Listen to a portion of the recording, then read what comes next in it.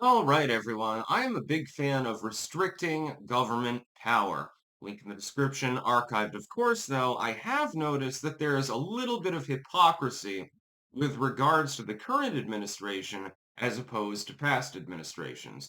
Generally, it was considered more or less sacrosanct that the President of the United States, through executive action, was capable of levying tariffs. The concept stems from the executive power itself. The United States government at the congressional level is generally what passes laws, but in the executive sense, it was generally understood that the President of the United States was capable of enacting certain things through executive orders. This was the case for hundreds of years. All of a sudden, though, I notice that the legacy media has decided that there is actually a question about whether Donald Trump is capable of levying tariffs at all. So, something that was utilized as an executive power for several hundred years all of a sudden is legally embattled. There's a court case against him right now. Interesting. You waited 200 years to do this.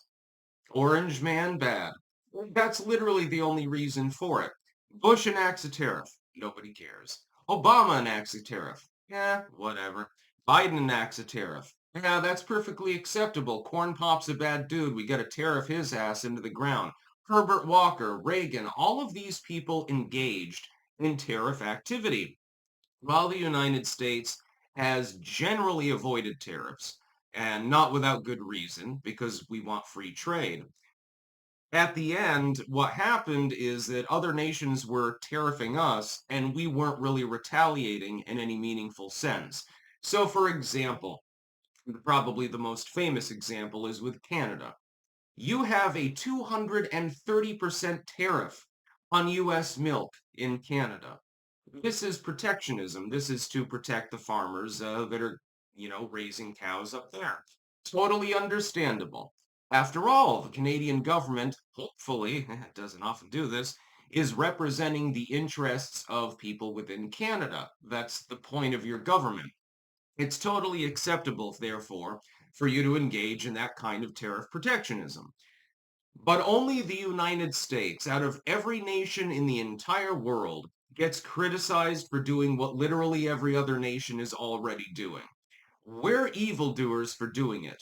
And Donald Trump, uniquely, of US executives, is apparently the only president of the United States legally lacking the power to actually enact them. Every other president was capable of doing so, and while they were used generally sparingly, and Trump's are much more sweeping, admittedly, we have to admit to that, he does have that power. There is a long-standing 200-year-old legal precedent for the chief executive being able to engage in tariff activity. Do I like tariffs? No. I wish that they did not exist at all. If another country, however, is tariffing our goods, we should engage in reciprocal tariffs in order to equalize trade. Effectively, you just get slightly more expensive free trade. That's all that you've got. And it's self-evident based on, again, precedent that goes well beyond any of our lifespans, that the President of the United States absolutely does have the right to engage in that sort of activity through executive order. Now, is it preferable that Congress gets involved so that if something goes wrong, they get some of the blame? Yeah, that's absolutely correct. But they're not engaging in it. That's the problem. They've ignored the issue now for decades and decades.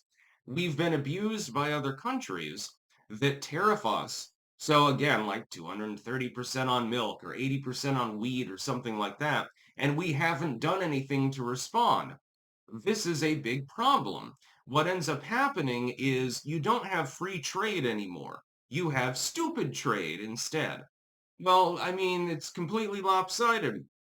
I would love it in a world where there were no regulations at all, where there were no laws, where everyone could simply do what they want to do.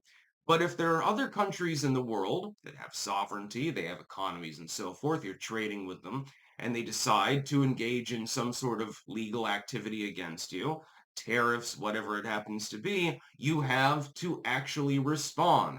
This is called pragmatism. This is something where I deviate with many libertarians on. They think it would be a perfect world if there were no state at all and I could just, whip my cock out and walk down the street. I agree with you. I don't care if you whip your cock out and walk down the street. It's not abusing me. I'm just going to roll my eyes. I might think it weird, but I believe that you should have the right to do so. The problem with anarcho-capitalism and with communism, by the way, is that these are not pragmatic ideologies. The statelessness argument will never work. It is impossible. Humans have an innate tendency to organize. That organizational capacity is facilitated by whatever state or system they incept. It is automatic. There's no way to get away from it. The closest thing that you have to an anarchist society, ironically enough, is the goddamn Amish. Oh, yeah, as long as you worship the same God, and everything's fine. I mean, there might be some incest and some other problems, but generally speaking, people get along.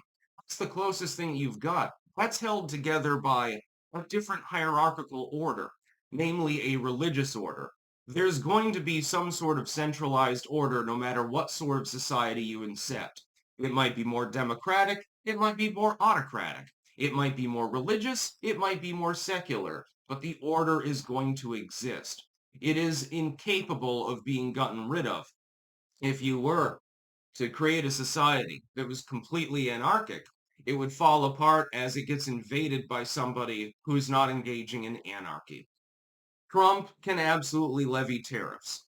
Just saying, it's been in US code for a very, very long time, since before anyone watching this video was born.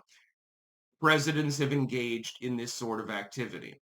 They never seem to have required Congress before. It's very, very interesting.